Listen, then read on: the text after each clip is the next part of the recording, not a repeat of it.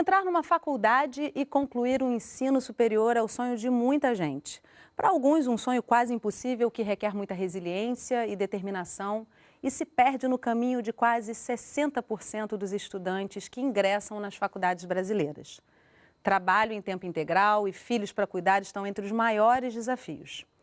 Mas olha, muitos brasileiros estão enfrentando essas dificuldades e hoje 35% dos formandos são os primeiros de sua família a conquistar o diploma universitário.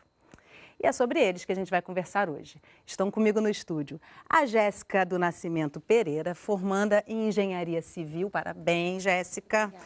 Luiz Leandro, que é professor universitário e também primeiro diploma da sua família, né, Leandro? E Rosana Heringer, que é doutora em Sociologia e vice-diretora da Faculdade de Educação da UFRJ.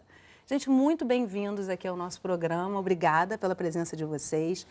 Bom, Rosana, eu vou começar com você, primeiro para a gente tentar entender qual é o panorama que a gente tem hoje, nesse momento no Brasil, com relação a esses formandos que conseguiram finalmente terminar esse ensino superior e são pioneiros nas suas famílias. Ficou mais comum de um tempo para cá isso? Ficou. Isso é resultado principalmente da expansão que a gente teve do ensino superior no Brasil na última década, né? Se a gente for observar, por exemplo, nas universidades federais, né, que até bem pouco tempo não tinham tido uma expansão, a gente observa em 10 anos houve o dobro de matrículas. Então, claro que esse é um impacto importante que faz com que esses alunos com que a gente chama desse novo perfil estejam, ingressando no curso superior. Porque no ensino privado, que tradicionalmente tem sido o espaço onde alunos com menor renda, né, que vinham de escola pública ingressavam, a gente já vinha tendo uma expansão desde os anos 80. Mas a novidade agora, eu diria, foi o ingresso desses alunos também nas universidades públicas, que são muito mais competitivas, né? E que bom, né? A democratização aí do ensino Exato. superior, que com certeza no tempo que você se formou, né, Luiz, não era exatamente assim, né? Você hoje sendo professor e trazendo essa experiência também de com certeza ter tido muita resiliência para se formar, porque o ensino superior por si só já requer bastante resiliência, né? Mas algumas outras dificuldades impactam mais nisso. Como é que você vê esse momento e o que mudou de quando você era um universitário para cá?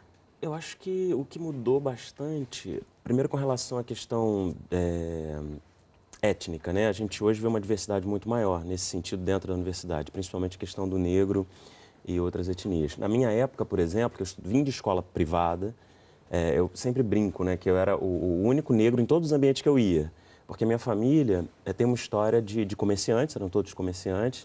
Meu avô tinha uma fábrica de velas, o outro avô tinha uma concessionária. Então, eles sempre procuraram colocar os filhos e os netos no ensino privado. E a gente entrou na universidade, eu, por exemplo, passei em 7º lugar no vestibular, quando fiz, porque estudei numa escola muito boa. E eu percebia que eu sempre era o único negro. Dentro da universidade, o tempo inteiro, eu tinha aquele olhar diferenciado, né? O que esse cara, uma coisa assim, o que esse cara está fazendo aqui como se numa estivesse fora de universidade lugar, federal? né? Como se eu estivesse fora de lugar. Mas uma coisa talvez tenha mudado, você me confirma. O fato de, na época, você ser um único negro colocava você numa posição de, nossa, ele realmente é muito esforçado. Hoje, esse negro ele é tido como um cotista que entrou com uma facilidade. E era muito estranho, porque tiravam a minha negritude, né? Era como se eles falavam, faziam piadas de negros, comigo junto, e como se eu tivesse que rir daquelas piadas que parecia, porque eu estava ali naquele ambiente, eu não era mais preto, né? Eu não era mais negro. Então, você está aqui com a gente, então você não é mais. E isso foi muito estranho, me causou um estranhamento durante todo o período da universidade. No colégio, desde a escola até a universidade. Agora, deixa eu trazer a Jéssica aqui para essa conversa, porque temos uma Jéssica nesse programa, né, Jéssica? Na verdade, depois do filme Que Horas Ela Volta, a Jéssica virou realmente um símbolo dessa mudança social, da chegada dessa geração ao ambiente universitário. Como é que foi isso para você? Você se reconhece na personagem? Um pouco. Eu tenho o mesmo sentimento que o professor Luiz, de me sentir sempre nesse ambiente, assim, fora da minha realidade. Com exceção do meu primário, que eu fiz em escola pública, da minha quinta até a universidade, eu estudei em colégios particulares e faculdades públicas. Foi faculdade pública, então eu também sempre senti como um peixe fora d'água. Hoje, assim, no final do período, a gente consegue se relacionar, mostrar o que você tem, o que você se propôs, a sua capacidade. Então, você ganha um certo respeito perante as pessoas que estão ao seu redor. Mas até você conseguir mostrar que você realmente está ali porque você quer alguma coisa, que você está estudando, porque você quer melhorar, mudar o cenário da sua família, porque minha família não tem nenhuma pessoa de nível superior, foi só o máximo até o ensino médio. Então, até a gente mostrar realmente para as pessoas que a gente não está ali brincando, que não está ali de E sacanagem. que é capaz, né, Jéssica? Porque também é um mito, né? Essa questão das cotas, principalmente. Hoje, eu imagino que esteja se caindo essa percepção. Porque, com certeza, a nota para você entrar através de uma cota... No seu caso, você nem entrou por cota, Não. né? Mas mesmo um aluno que entra por cota racial, por exemplo, ele tem uma nota alta, né? Sim, hoje. Então, sim, hoje em dia está muito mais competitivo. Para você ter uma ideia, para você entrar na UFRJ, em qualquer curso, você tem que ficar entre os 10% a 5% melhores no Enem. Então, isso significa cotista ou não cotista. Quer dizer, você percebe que você continua tendo ali uma elite no sentido de quem são os melhores alunos que conseguiram melhor desempenho, né? Tanto entre cotistas quanto entre não cotistas, tanto quem vem de escola privada quanto quem vem de escola pública.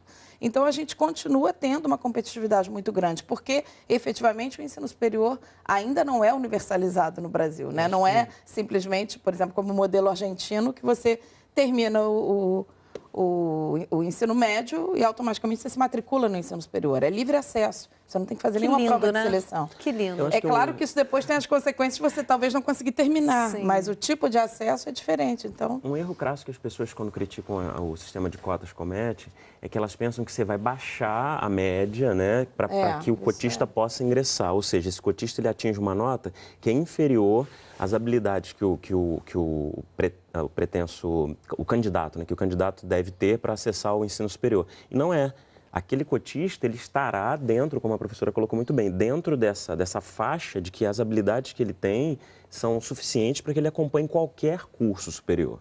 E esse é um erro. As pessoas pensam que você vai baixar essa média. Não, você só vai equilibrar. É como se a gente fizesse uma regrinha de 3 para equilibrar. Olha, você tem 90, eu tenho 60. Como é que a gente vai transformar 90 em 60 para poder entrar junto naquele lugar? Você faz uma regrinha e coloca todo mundo no mesmo pacote. Então, você consegue entrar, você desequilibra. Isso ocorreu em vários países.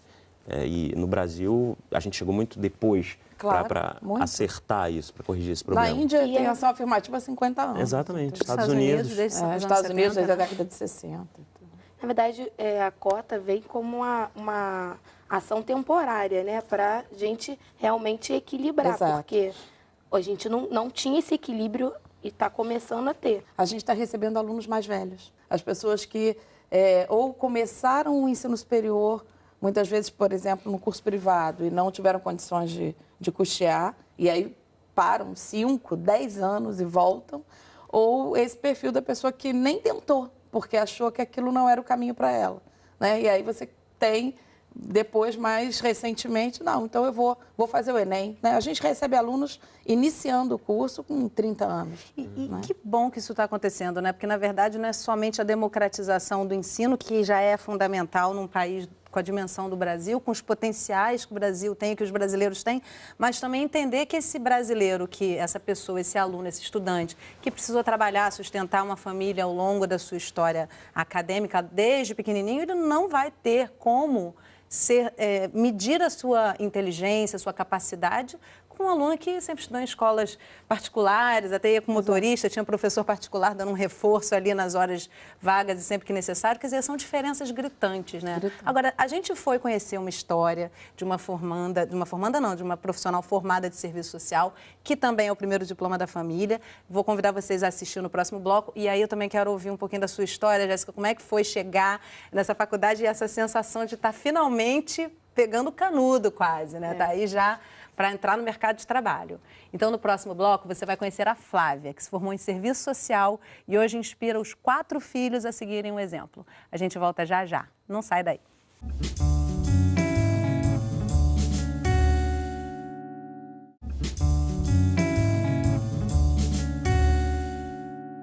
Estamos de volta conversando sobre o primeiro diploma universitário da família. Agora você vai conhecer a Flávia, que se formou em serviço social e hoje inspira os 4 filhos a seguirem o exemplo. Nasceu uma menina. Crianças, dá licença rapidinho. Onde a Flávia mora? Vocês conhecem? Ali. Me leva lá.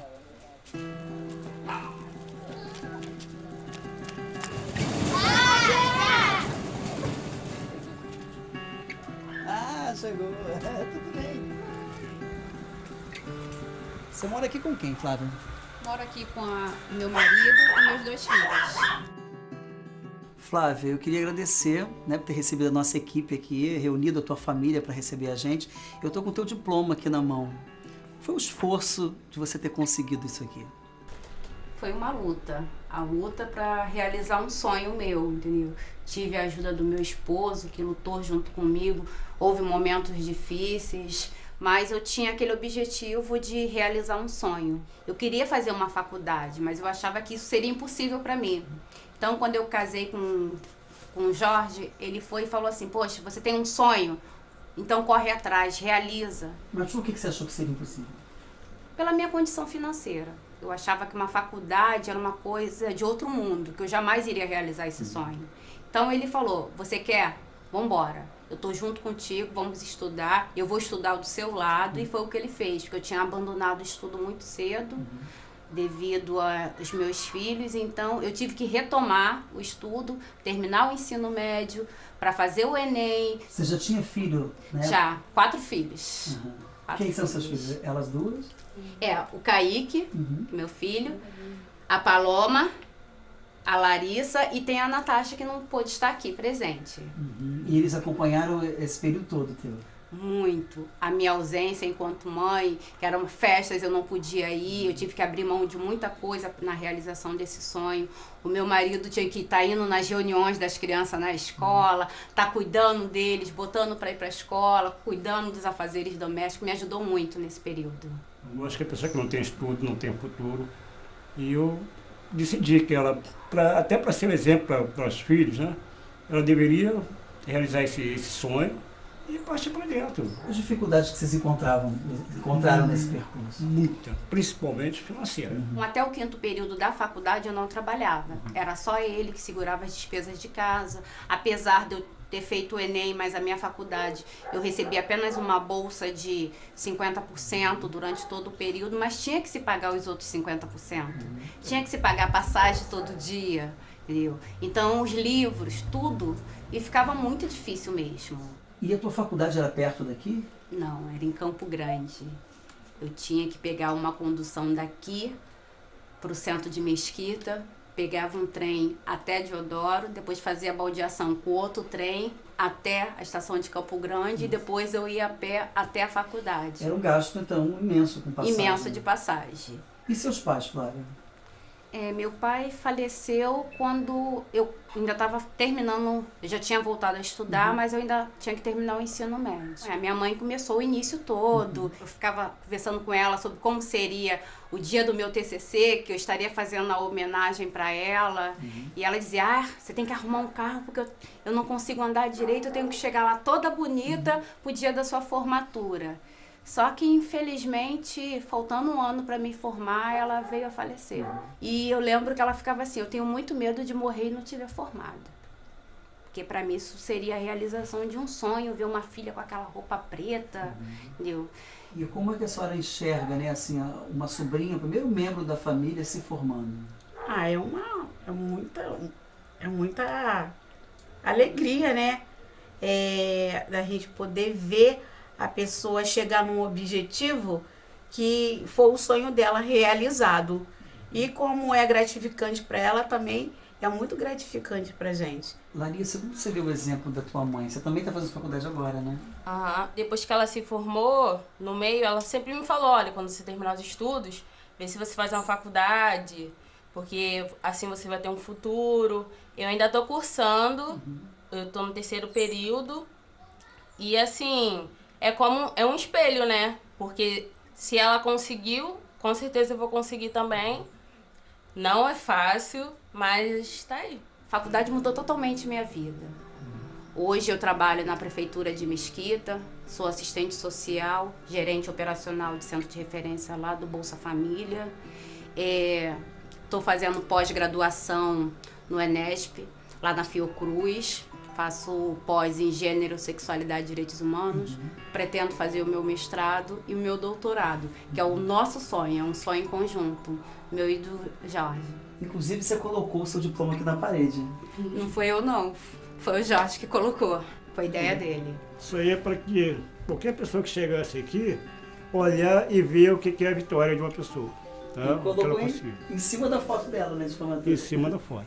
Tá? Para ver mesmo a vitória, como é que uma pessoa consegue, quando quer e tem força de vontade, consegue chegar. Esse aqui eu acho que foi o momento mais crucial no dia, quando eu coloquei a beca. Foi aí que eu vi que realmente não era sonho, eu não estava sonhando. Estava acontecendo mesmo. Qual é a foto daí que você mais gosta? Essa daqui é a foto que eu mais gosto. Por quê? Foi o brinde da minha vitória.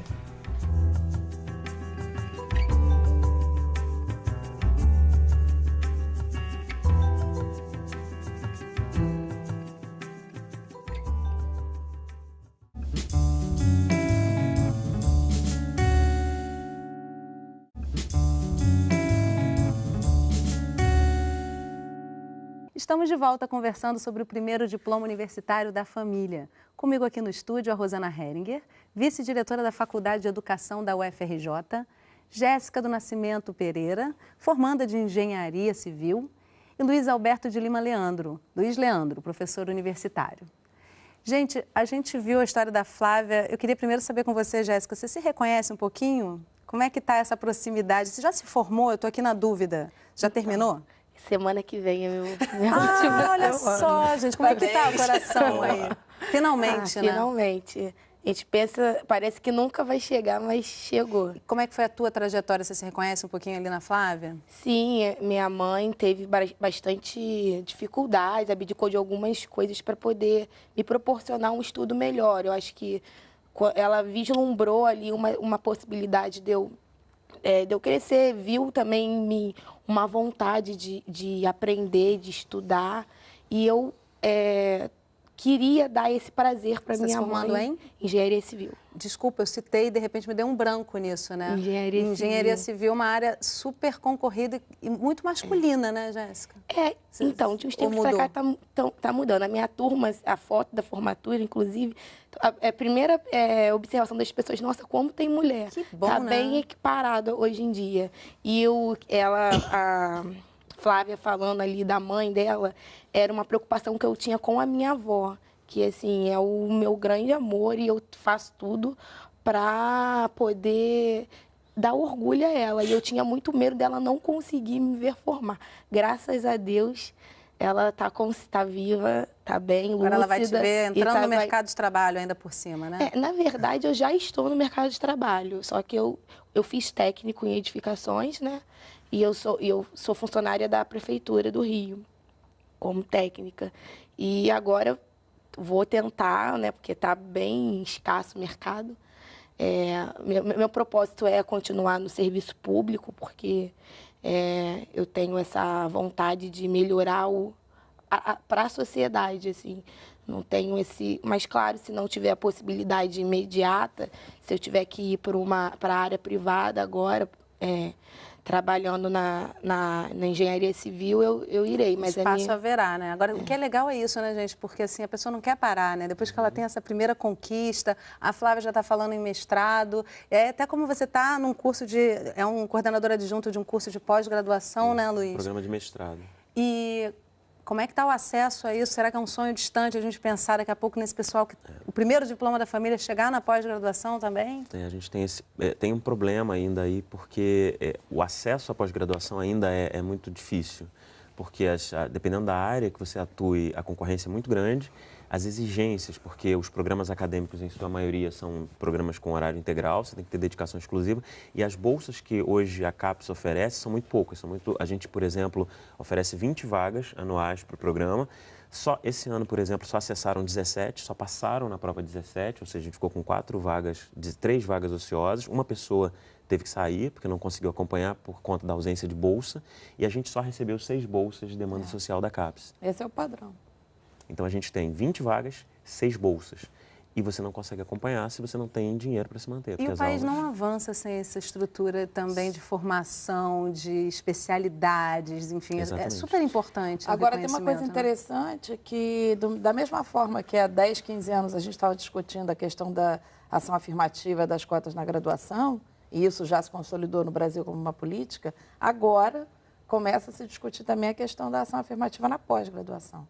A gente já tem algumas experiências no Brasil, inclusive na UFRJ eu sei que tem um programa que tem uma reserva de vagas para alunos negros e indígenas, né? Então, é um caminho, porque, naturalmente, se você tem mais alunos negros, alunos de escola pública concluindo a graduação, vai haver essa demanda para pós-graduação, da mesma maneira que vai haver para o mercado de trabalho, né? Então, a gente tem que pensar, eu tenho chamado isso, quer dizer, que são novas fronteiras, na verdade.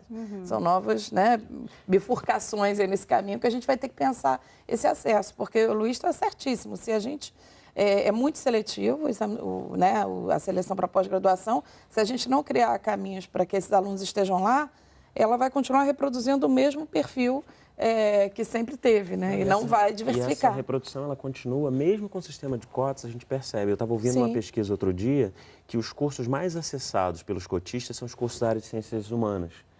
Principalmente os cursos na área de pedagogia, sociologia, as licenciaturas, porque eles têm uma procura menor por aquelas pessoas que têm uma renda familiar mais alta. Então, a Jéssica é um exemplo incrível, que entrou para um curso de engenharia civil, que é um dos cursos, como você bem disse, muito concorrido, e a gente tem uma incidência de alunos negros muito menor. E o meu curso, que é da área de administração, por exemplo, embora esteja nas sociais aplicadas, é considerado um curso de elite, porque na graduação, inclusive, a gente não vê alunos negros, são pouquíssimos. No mestrado, a gente tem uma aluna negra agora, em 3 turmas. Então, por exemplo, professor, eu sou o único negro no programa. Então, no meu departamento, a gente tem pouquíssimos negros, somos 2 ou 3 no máximo, de 60. Então, você vai verificando que isso vai afunilando. No doutorado, eu não tive negro na minha turma. E professor menos ainda também, né? Não, eu não tive nenhum professor negro na pós-graduação inteira. Especialização, mestrado e doutorado. Não tinha parado para pensar, mas eu também não tive. Na verdade, é interessante se pensar isso, porque o que está acontecendo no Brasil é justamente iniciar uma política que leve a um reconhecimento dos pares, né? É importante você se ver e achar natural você ter um médico negro, um advogado negro, e o aluno que, de repente, está numa escola numa condição diferente, mas ele tem potencial que ele possa ter um espaço garantido ali para poder chegar e concluir, né? Porque isso é motivação para o Brasil como um todo, né? Lógico. Tratar os desiguais na medida da sua desigualdade. Isso é uma questão constitucional, né? E que muitas vezes parece que é um favor, né? Política afirmativa é um favor. Não é um favor, tá na Constituição. Não, é conquista e é direito. Agora, gente, a família nesse inteirinho aí é muito importante. A Jéssica trouxe isso, né? Com certeza, na matéria também fica muito claro. A Flávia trouxe toda essa questão do apoio ali do marido, que é uma coisa linda, né? De se ver. E vocês percebem isso no ambiente universitário? Um aluno que chega com um apoio, uma moral ali dada pela família, com um aluno que está fazendo um voo solo? Tem uma diferença? Sim. Eu acho que tem 2 coisas que a gente observa. Em primeiro lugar, é que essas trajetórias de sucesso, vamos dizer assim, elas têm quase sempre um apoio familiar muito grande. Inclusive, a gente tem pesquisas mostrando isso, não apenas nessa geração que está entrando agora, isso já é uma coisa, né, tradicional, mas que agora ampliou pelo número de alunos que tem ingressado. E uma situação muito particular das mulheres, né? Eu acho que no caso da Flávia, quando ela diz ali a questão de ter parado de estudar por causa dos filhos, né, de ter sido mãe que parece jovem, né, de ter interrompido os estudos. Isso aí, nós fizemos uma pesquisa ano passado com os estudantes de pedagogia, as estudantes, né, porque são 95% mulheres, e essa questão da situação da mulher em relação a cuidado com a casa, cuidado com os filhos, se a gente soma a questão de transporte no Rio de Janeiro, né, e a necessidade de se manter, isso aí faz uma diferença quádrupla, enorme. né? Então, você tem que ter uma rede, né? A ideia é de que você tem que ter uma rede de apoio e a família aí tem um papel fundamental. E eu queria apontar para a questão também da sexualidade. Eu tive um caso de um aluno negro que foi expulso de casa pela família, né? E entrou pelo sistema de cotas e não tinha como se manter na universidade.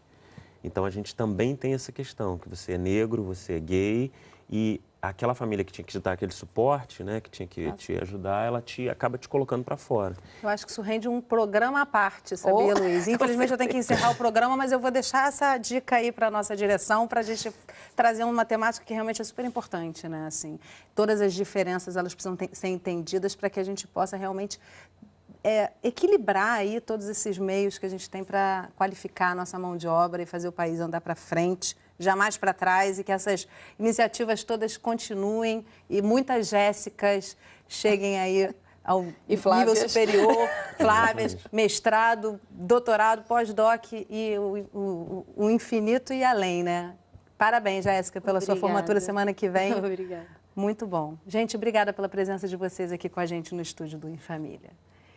E obrigada a você que acompanhou a nossa conversa aqui pelo Canal Saúde, pela internet ou um dos nossos canais parceiros. E pela nossa página no Facebook, você pode rever o programa, fazer sugestões de assuntos e interagir com a gente. Curte lá. Eu te espero na nossa próxima Conversa em Família. Tchau!